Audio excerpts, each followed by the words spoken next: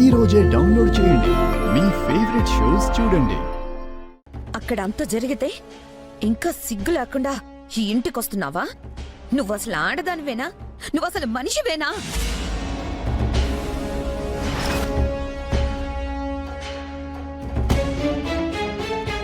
అక్క, అవునరా, అక్కనే మాట్లాడుతున్నాను.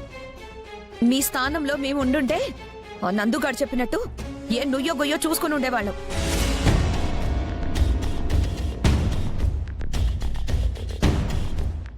అంతే తప్ప సిగ్గు తప్పి మళ్ళీ ఇంటి గడప తొక్కుండే వాళ్ళవే కాదు.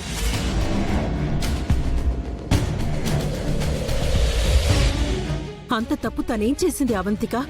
తననెందుకంటున్నావు? ఎందుకంటే ఇది ఇంట్లో అడుగు పెట్టకముందు మన రెండు కుటుంబాలు ఎలా ఉన్నాయి, ఇప్పుడెలా ఉన్నాయి? అంత దీనివల్ల కదా అదితి రావాల్సిన స్థానంలోకి ఇదొచ్చింది. అందుకే ఇన్ని గొడవలు జరుగుతున్నాయి. అసలు అహల్య ఇంటికి రావడానికి కారణమే నేను. తన మెడలో తాళి కట్టి తీసుకొచ్చాను. ఇందులో తన తప్పే ఉంది. అవునరా, దీని మెళ్ళో తాళి కట్టి తీసుకొచ్చావు. దీని మెళ్ళో తాళి కట్టిన వాడు వదిలేశాడే. నువ్వు వాడి చెల్లెల మెళ్ళో తాళి కడితే తప్ప దీన్ని ఏలుకోను అంటున్నాడే.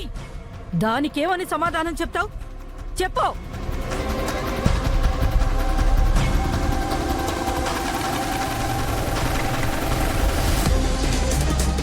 వాడు శ్రావ్యని ప్రేమించానని చెప్పి పెళ్లి చేసుకుని మోసం చేశాడు. మరి నువ్వు చేసిందేంట్రా? అదితిని ప్రేమించానని చెప్పి ఈ అహల్యకి తాళి కట్టి తీసుకొచ్చావు. దీన్నేమంటారు? ఇది మోసం కాదా?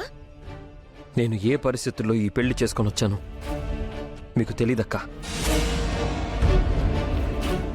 ఆ పరిస్థితులు ఏంటి అని అడిగితే చెప్తున్నావా? ఆ పెళ్లి చేసుకునే ముందు ఇక్కడ పరిస్థితులు ఆలోచించావా?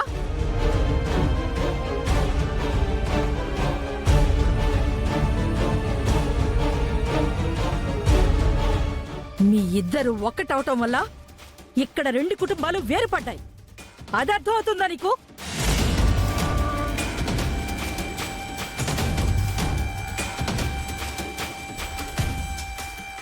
అంటే తనని ఒంటరిదాన్ని చేయమంటావా నాన్నమ్మా? నీ చెల్లెల్ని ఒక ఇంటి దాన్ని చేయమంటున్నాను. దీన్ని అత్తారింటికి పంపించాలంటున్నాను. అందుకు నువ్వేం చెయ్యాలో అది చేయమంటున్నాను.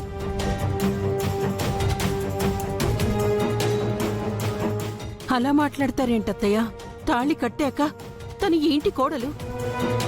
గౌతమ్ మరో అమ్మాయి మెళ్ళో తాళి ఎలా కడతాడు? మరి చెల్లిని ఏం చేద్దామమ్మా? దీన్నిలాగే ఇంట్లో ఉంచుకుందామా?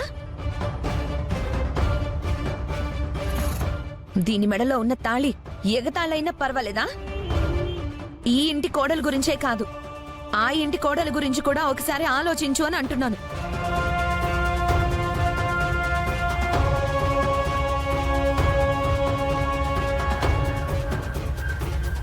శ్రావ్య పెళ్లి జరగడానికి కారణం అహల్యనే కదా? కష్టపడి ఒప్పించింది తనే కదా? ఒప్పించి ఏం చేసింది? పెళ్ళైన రెండో రోజే పెటాకులయ్యింది. అత్తారింట్లో ఉండాల్సిన ఆడపిల్ల పుట్టింటికి వచ్చింది.